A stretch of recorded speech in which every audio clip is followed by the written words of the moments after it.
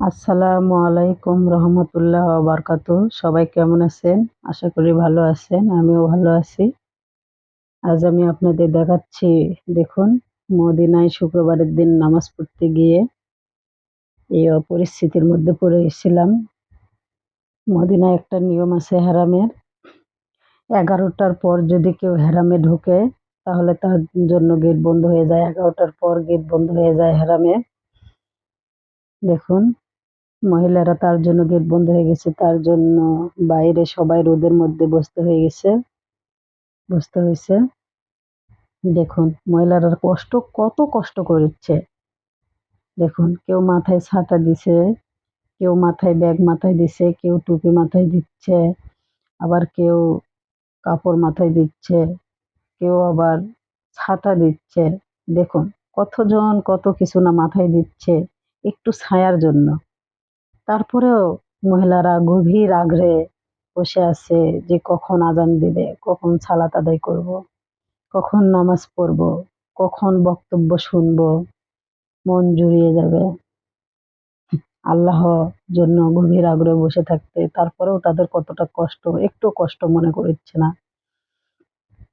আর যদি আপনারা মসজিদে মসজিদে ঢুকতে চান ডাইরেক্ট, তাহলে অবশ্যই খুব সকালে যাবেন।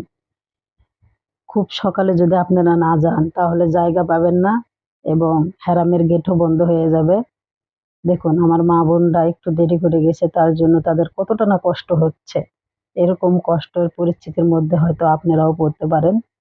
তাই জন্য আজকের এই ভিডিওটা করা আপনাদের জন্য, আমার মা বোনদের সবার জন্য। দেখুন মহিলারা কত কষ্ট করেছে, শুধু নামাজ পড়বে, সালাত আদায় করবে তার জন্য।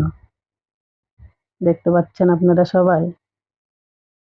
আর আপনাদের কাছে একটাই অনুরোধ, আমার এই ভিডিওটা যদি ভালো লেগে থাকে, যদি কিছু শিখতে চান, তাহলে অবশ্যই আপনাদের আশেপাশে আপনার মা, বোন, চাচি সবাইকে বলবেন যেন তারা যদি হজে যায় তাহলে এই নিয়মটা অবশ্যই যেন পালন করে। তারা যেন সকাল সকাল শুক্রবারের দিন সালাত আদায় করতে হারামের ভিতরে যায়, বাইরে না।